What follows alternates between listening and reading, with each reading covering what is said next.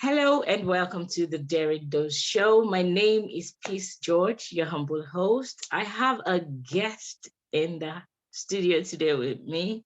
Oh my wow. Okay, so I'm crushing on her a lot, although she doesn't know it. Yeah.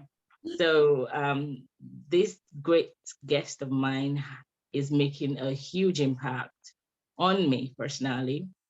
So I try as much as possible to wake up whenever I can to catch up with her show. It's such a great honor and privilege to have you here, sis. Ladies and gentlemen, welcome with me, Eloho Efemuai. Wow. Thank you so much, Peace. It's such a pleasure and such an honor. You know what? I always tell people that I count it a privilege every time I'm invited to speak, to sing, to anything, whatever. So it doesn't matter who or where. I'm really grateful for the opportunity. So thank you for this opportunity. Thank you. Thank you very much for coming, sis. So let's talk about you're not everyone's cup of tea. Yes. Why not? Okay, you know what? You are not everyone's cup of tea. You can't be everybody's jollof rice. They say I love that. everybody cannot like you, Mm. everybody cannot get you, everybody cannot understand you. And it's not because, in quotes, they hate you or dislike you. It's just that you have not been sent to them, you haven't been called to them, and so the confusion that we have, the issue that we have is that we're trying to force ourselves, to get people to accept us, to get people to say, hey, I'm your cup of tea, but they're trying to tell you, no, you're fine, you're good the way you are, but you are just not my cup of tea. There's somebody else there who is my cup of tea. So that took me almost 40 years to get to that point, because I felt that, and genuinely, I just felt that everybody had to like me because I'm a likable person.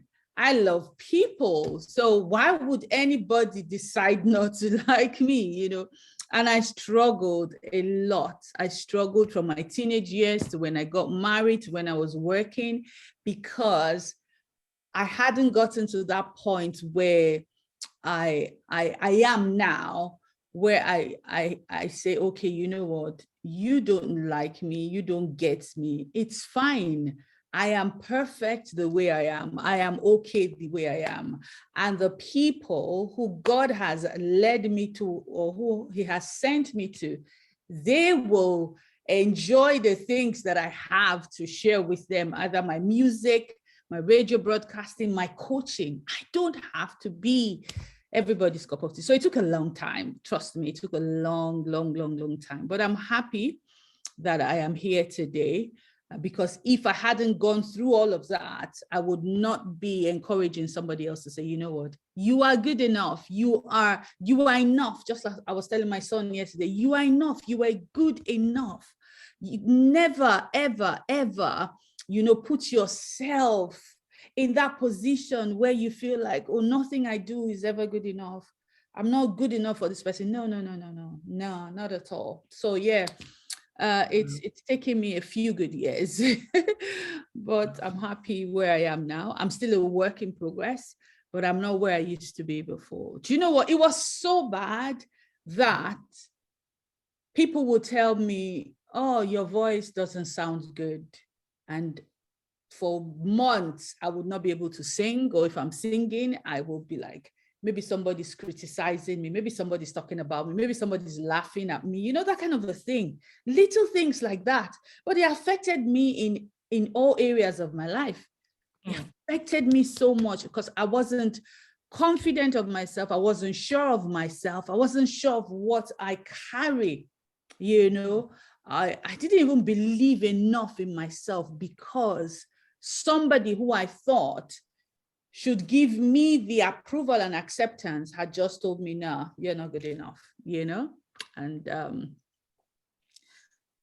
But I had to get to the point where I am now. A few years ago, I released an album in 2013. I used to organize concerts, gospel concerts. So last year should have been 10 years of my concerts, but COVID happened, so that didn't work. But those concerts, I would organize those concerts. I would invite everybody to come and sing, and myself as the host, I would probably sing half a song because I just wasn't confident enough. I just felt like, you know what, I don't sing like Gloria. I don't sing like Onos. I don't sing like, in fact, one lady actually told me, oh, you are not like Mary Mary. I'm like, am I, I am me, do you know what I mean? But because of that need to be everybody's cup of tea, because of that need to please everybody, I couldn't show up as my authentic self. I couldn't show up with all of my flaws and all of my imperfections, because I just felt that I had to be a certain image. I had to dress a certain way for people to accept me. Yeah. So I organized my concerts. People would come in, people would get blessed. But deep down inside of me, there was something missing, because I wasn't showing up as my authentic self, because I was not being the person that God had called me and designed me to be. I wanted to fit into everybody's expectations of me. And so that hindered me from making any progress. Yes, in the eyes of everyone, I was doing well. I was doing good. My concerts in Aberdeen, then where I lived, was the talk of the town. Wow. But I was dealing with my demons inside. I'll call them demons, inner demons, because I just felt like, you know what, but this person didn't say this person didn't do that, or this person's face was like that, all sorts of things that the devil just puts in your head to make you feel worthless. Yet people were singing my praises, but I couldn't step up. I couldn't step up to that place where I was now, making bold steps, taking bold actions. Yes, I was doing the concert, massive concert, but deep down inside of me, I was suffering a lot. And so I had to get to the point where, thankfully, I started coaching, and, that really helped me when I got into coaching. I remember the first thing my coach said to me, he says, you're an eagle, you're trying to fly with chickens. Whoa. Whoa. Oh my goodness. That means you are such a person of worth and value, but you haven't seen that for yourself. So you think you have to always, fly low. You think you always have to be at that point where a pastor, teacher, prophet, brother, sister has to approve you. No, God has already approved you. God has already, set you apart. My goodness, when my coach told me that, I cried for a few days, because I started to see myself.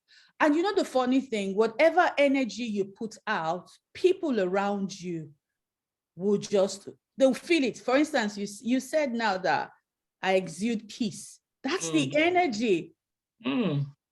But when I was this timid person, I was giving out that energy. So people were treating me or responding to me because of what they were sensing around me. Wow. So I would go and cry. This person said this person did that. No, it wasn't their fault. It's what I was giving away. Wow.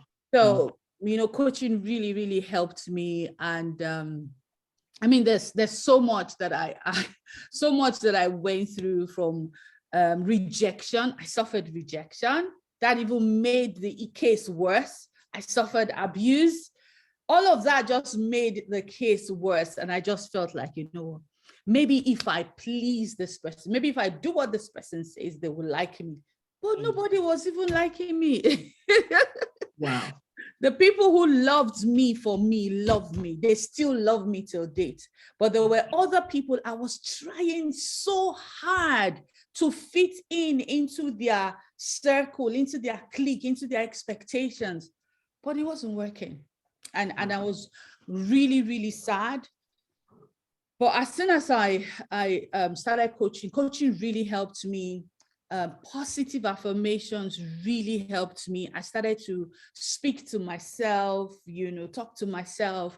And I told my friend that I think I need to tell my story. I need to share my story with the world, because if I can get through all of this, if I who the world, in the eyes of the world, seem, oh wow, Eloho is amazing, she's doing wonderful things, could be suffering all of this, then there are 1,000,001 people out there who are going through this, but are not able to speak.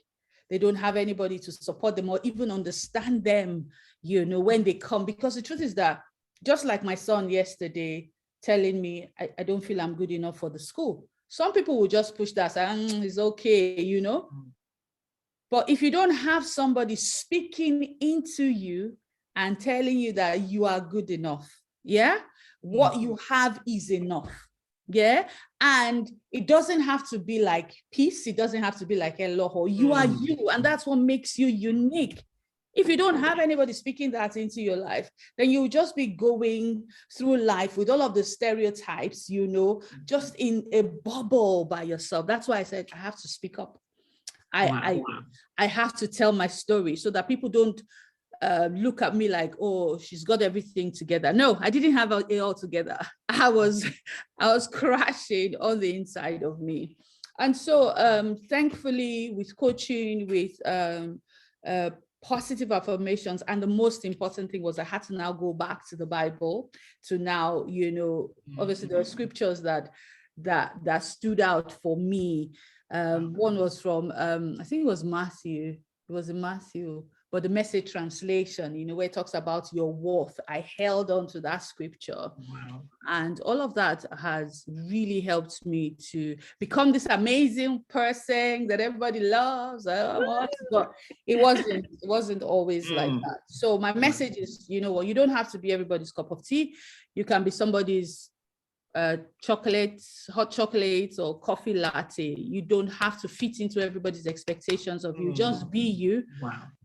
Be you, love you, and value what God has put on the inside of you. Because sometimes, in all of that process I was going through, I always used to feel like, I'll put it out there, like comparing myself with other people, But when I came through what I came through, I just realized that what I have is good enough. Seriously. It doesn't have to be that person. It doesn't even have to be perfect. And which is why one of the things I love to do is just show up as my authentic self. Just be you. And every other person will follow. The rest of the world will follow. Yeah. Wow. Thank you very much, sis. Powerful. There's so many questions I wanted to ask in there, but I let you speak because when people speak from the place of experience, it's different. It makes a lot of difference. Sorry, it makes a lot of difference. There's a sentence here I wanted to read out from your book. That's on page 25. It says, "Nevertheless, you should be confident and give more of yourself, because you're worth more than you believe in every situation." Yeah. I really like that. It's really powerful. But what really strikes me here is the fact that you can give so much, and every time you give, it's none of you. Like, you're trying to be this, you're trying to be that. But I want us to bring it down to what is happening in our society today. We have high rate of suicide. We have this, institutional bullying going on. We have, everywhere you turn to, people are talking about bullying and, low self-esteem, this and that. I want us to, I think there's a recent thing that happened. I know it not only in Nigeria, it's happening everywhere. It happens, yeah. But with what I believe for this season, this is a really powerful message, because you can't control what other people are going to do to you. But what I know you've mentioned some of them, affirmations and all of that, but when you're facing that thing, when you're overwhelmed with the feeling of, oh, this is who they want, let me give them who they want. What are the things that you as an expert can say to say a 15-year-old you Okay. at that point in time? All right. So a good thing you brought up that, you can't control what is happening around you, because one of my favorite quotes ever, I even used it on my son yesterday, is, I think it's by James Allen, I'm not sure, or John Maxwell, I'm not sure who, but it says, you cannot stop the bird from flying over your head. Birds can fly over your head. You can't stop them. They will always fly over your head, but you will never allow them to build a nest on your head. Wow. So that for me, every time, I can't control what is happening. As a 15-year-old, people will bully me. I can't control that. People will tell me that, oh, you're not pretty enough. My daughter comes back from school yesterday and says, somebody says to her, oh, your hair is ugly. I was like, that's their own opinion and perception or perspective. Is your hair ugly? She says no. I was like, fantastic. That's all that matters. So we can't control the things that are happening around, the bullying, but we can control how we respond to those things. And how do you respond? Normally, my daughter is going to be 11. They're twins, my boy and girl. They're going to be 11. Wow, I've always wanted twins. They're going to be 11 on Friday, the 10th of December. When she was like 8, 9, she was suffering some kind of bullying from a friend. And she didn't want to go to school. She was always moody. She was always crying. I'm like, what is the issue? Every morning we're going to school. You don't want to go. Is that your tooth or your tummy? So I had to get to the bottom of it. What is happening in school? I went to the teacher. Why is my daughter not wanting to come? So I emailed everybody, until we discovered that it was her friend, her best friend, seemingly, who was bullying her. Oh my goodness. So we went on my son, her twin brother, said, Mom is doing her pep talk again, So I now had to consciously begin to speak into her, begin to tell her who she is, and what her worth is, that it doesn't matter what that person says about her, doesn't say. I know it hurts, and that's the truth, because I suffered all of that. I know it hurts. I know it's painful, but you've got to have the right mindset and the right attitude, just like you would not allow the bird to build a nest on your head and say, no, not in my camp, not in my watch. You can bully me, but I'm not going to accept that. So I started that you need to speak up for yourself. You need to stand up. I'm not saying be violent. No, don't be violent, but speak up for yourself. If they tell you something you don't like, you tell them immediately, that is not who I am. And go and speak to somebody. I think the fear of, if I go and say something, which was what affected me even as a 15-year-old. If I tell my teacher or my mom or my dad, that person will stop liking me. That person would not want to be my friend anymore. And I'm like, why? Now I think back, why would you even want someone who is always putting you down to be your friend? So the first things first is don't react, because normally when you're being bullied, when you're being spoken to in different, you react. And I used to react a lot. I either start to cry, I either start to tell everybody around me, this person said, this person did. No, don't react. Don't even shout back. Just take some time to respond. But the most important thing is you've got to know who you are. If you don't know who you are, there's no amount of anything that will help you. if you don't know the person that God has designed you to be, as a 15-year-old, you will just be following everything that everybody says. So you've got to come to that point where you say, you know what? My identity is in Christ. My identity is not in who likes me, what they said, what I wear, what I don't wear, and all of that affects. It affected me as a teenager, that affects teenagers and even pre-teens like my children. So the first things first is to know who you are, know your place, know your value, know your worth. Don't react, but respond. Think things through before you take any action. Don't react, respond. Wow. Think things through, yeah?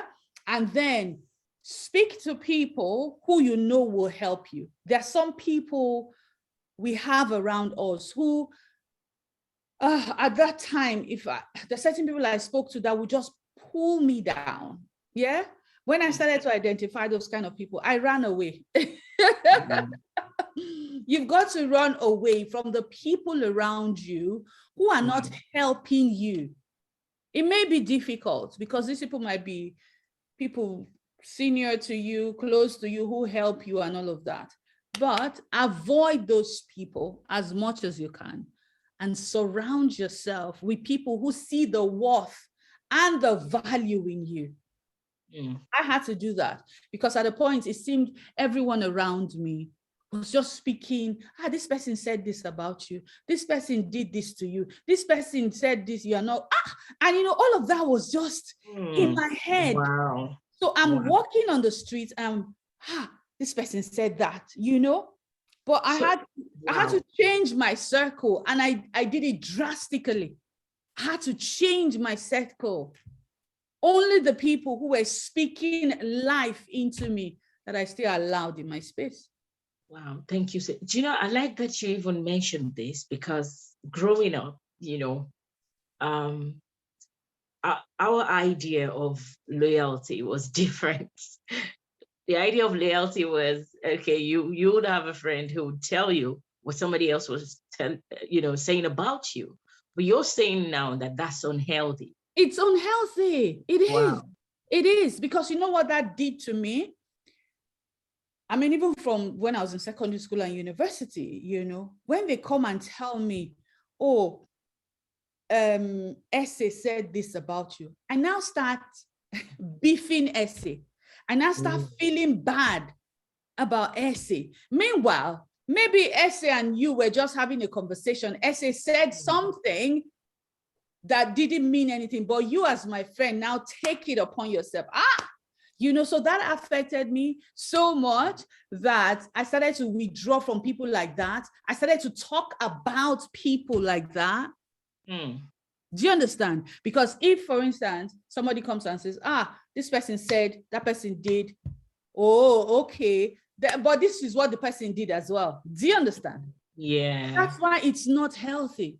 So now, I mean, last year, somebody came to me and was trying to tell me, and this person said, I was like, okay, you know what I did? I went and I started loving on this person that they said something about me. And then the other person came, but I told you this person did this. You still did that for this person. You still did that. I was like, so? I'm not your cup of tea. Like, I'm not your cup of tea. Exactly. So, I mean, I've been through so much. And when I look back now, I'm able to laugh, but then it was a painful experience. But I've chosen not, even when people still come and tell me things, because people still do now, it's okay. Wow. Whatever they feel about me, they feel about me. Whatever they say about me, they say about me. But it doesn't change how I will respond to them. I will still be good to them. Maybe there'll be some boundaries, but I will still be the person that God has asked me to be in their life, if that makes any sense. Thank you. Thank you very much. It does make a lot of sense, actually. So reading through your book, I'm most of the, I think the word that, the common word here is self. So I mean, for the sake of our viewers, I would like you to, why is it important that, before you give out, working on yourself? Because I know you talked about self-development, self-growth, Yeah. self-confidence, why is it important?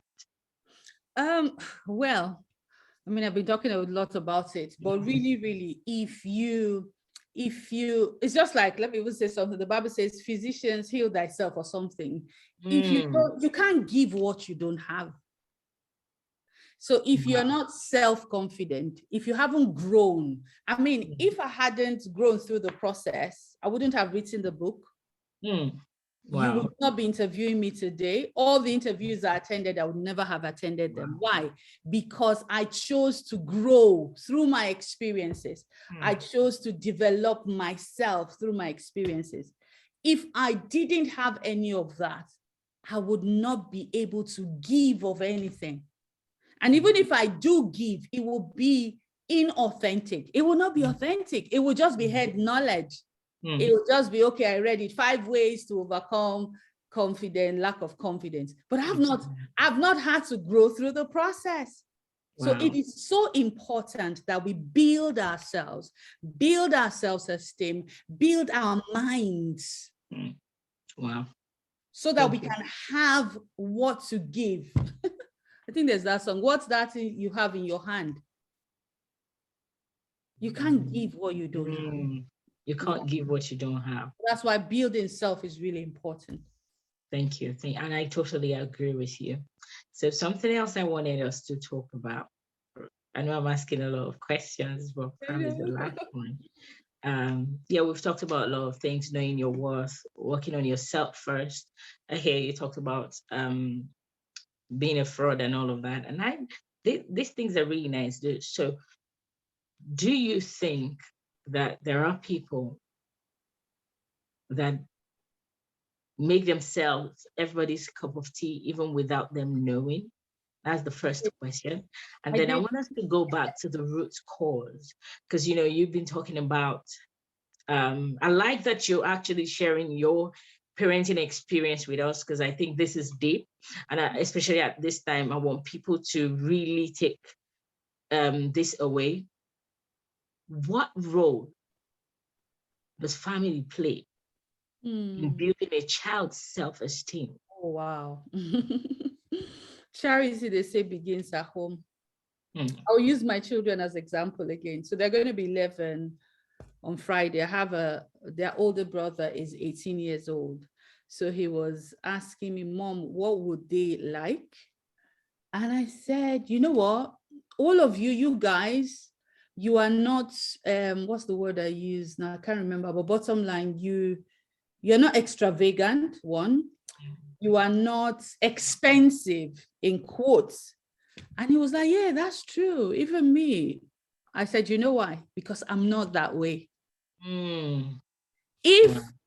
If they had seen me growing, oh, today Gucci bag, tomorrow Louis Vuitton, this one that way, Dad, you must buy me this, you must buy me that, then they will be that way. Do you know, so sometimes when they asked for their birthday, I was like, really? Is that what you want? Because it's like other kids will be asking for, But it occurred to me that day that even though I have not intentionally placed in their hearts not to, I don't know how to explain this. It's just what they've seen me model. Wow. So they've seen me model simplicity. They've seen me model humility. They've seen me model being generous. They've seen me model how not to be extravagant. Wow. So I think charity begins at home. As parents, we need to we need to just let yes, be intentional about it. Should I use the word strategy? Well, not strategic. Be intentional about the things that we allow our children see us do. Bottom line. Wow. Yeah. So if I display a low self-esteem, a lack of Mm. confidence, they will see it. Pick it. They will pick it immediately.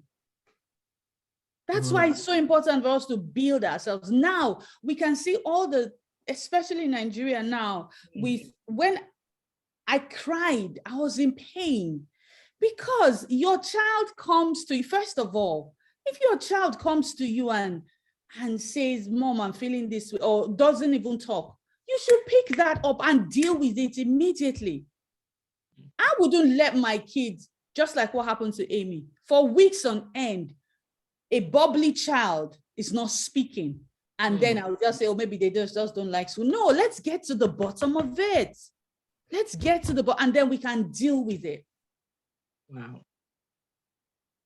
Wow. Thank you. Thank you. Like when we started this interview, I didn't even know it was going to go this way. I didn't even think I was But I going do to. love where, I do love where we are now, because I mean, it's what is happening. That's the problem we have in our society today.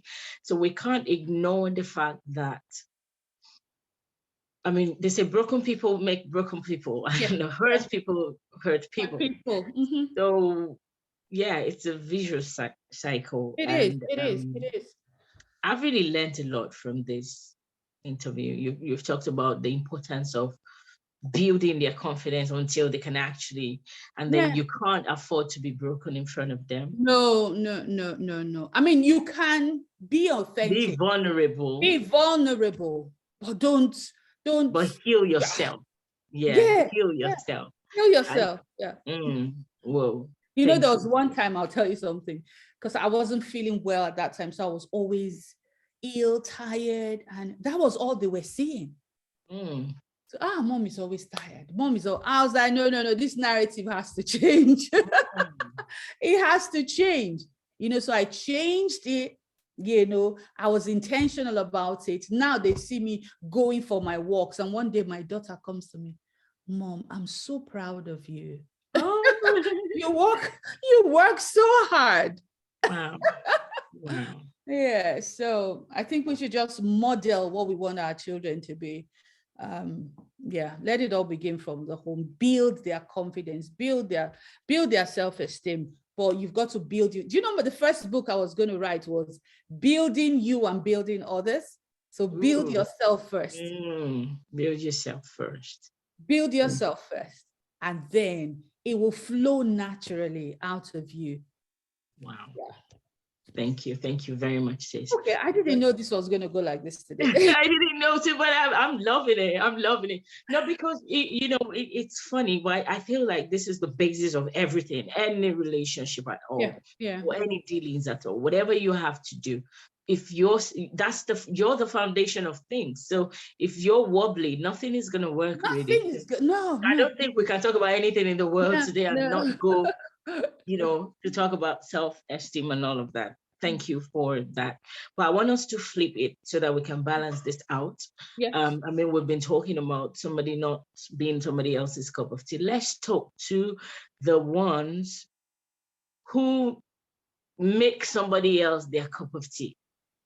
Yeah, to just kind of like balance it out, because we have a problem in the society. We have the ones who are sucking it all in, and we have the ones who are dishing it all out. What do you have to say to the ones who are dishing it out? So you mean the ones who have now made other people their cup of tea? So we have the ones who are always saying, you're not good enough, you're not this, they have become that constant voice that break people. Let's address those ones too. The ones that are breaking people, or the ones that are not breaking people? The ones that are breaking people.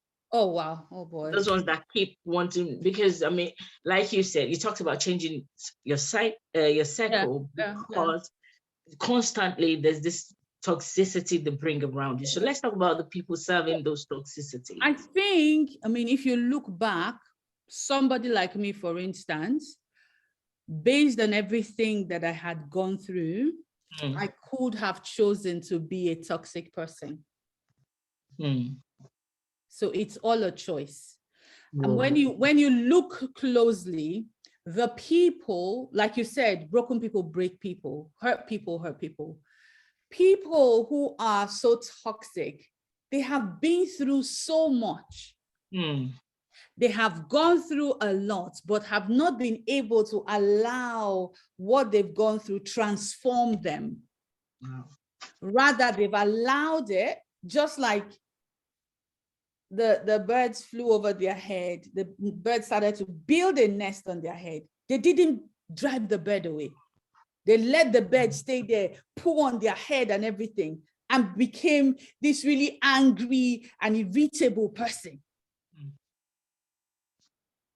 So if such people will go back, if they will, go back and identify, what triggered that behavior. Because I don't think when God was creating us, I don't think he created anybody to be toxic. I know the heart of man is desperately wicked, yes. But when he created us, he's created us good. So there's good, there's good in every person. But circumstances have allowed certain people take that, whatever has happened to them, and turned into this monster. Wow. Like I said, I could have become the monster because of the rejection I suffer, because of the abuse, because of the lack of confidence. I could have become this monster, but no, I didn't allow it, because there's good in me. So good and evil are always fighting, but I allowed the good. And that's where those toxic people have a responsibility to choose. They have chosen to just be toxic. Wow. And they never move on from that point. They're forever unhappy. Always unhappy. Looking for people to poison with their whatever. They're always unhappy. They're down there, so they want people to come down to their level. And so they will do everything possible to bring you down. I had such people in my life. Wow. I did. You said you had to run. I had to run. Wow. So what I'm saying to people like that, if you're watching us and you are in that space, you need help. Wow. You need help, because they don't think they need help, but they do need help. Maybe they were abused. Maybe mom always said to them, you can never be, you are a good for nothing child. I mean, if somebody keeps hearing that, they will turn out to be some chaotic person. Wow. So they have a choice to make. They have a responsibility to themselves. They have a responsibility to their immediate family, especially if they have kids. Wow. We're going back to kids again. Wherever this takes us, because I mean, we're doing this to solve a problem. Yeah. So, and that's the most important thing, really. So I like that, the parent part of it is coming in. Let everybody take their bit. It's beautiful, really. Thank you so much, sis. So this is the Daring Dose show, and we're talking about you not being anybody's cup of tea. Yeah. So sis, what is your last words? What's the Daring Dose? I know you've dared me a lot to run. I must say, I'm taking that away. Change your cycle. Yeah, definitely. I'm not everybody's cup of tea. No, you're not. No, you're not. What I want you to just put it out there. Your last words. What is the Daring Dose for today? Okay, so definitely you are not everybody's cup of tea. Stop trying to fit into everybody's expectations of you. Be audacious, be bold, take bold steps, make a move. Start now, perfect it later. Stop waiting for the right time, the right moment. Start now. If there's something in your heart that you desire to do, if you want to change the world around you, stop waiting for the 1 million pounds or the 1 million people. Start now, and perfect it later. I believe in just starting today, whatever it is that you want to do with whatever you have, and then you learn on the job, you perfect, whatever it is that you're doing on the go. So be audacious, and remember, you're not a cup of tea. Thank you so much. I love that. So how can we find you? Where can we Okay. find you? All right, Eloho Efemuai, one word: Facebook, Instagram, LinkedIn, Twitter, elohoefemuai.co.uk website. And yeah, that's how you find me. Thank you. Thank you so much, sis. So there are additional messages actually, and they're just right behind you. So my daring this for you people is be visible and be impactful. Yeah. And I love it. Thank you so much, sis, for honoring this invitation. I do not Thank take you it for for having granted. me. Yeah. Thank you so much. Thank you, viewers. See you again next week. Bye.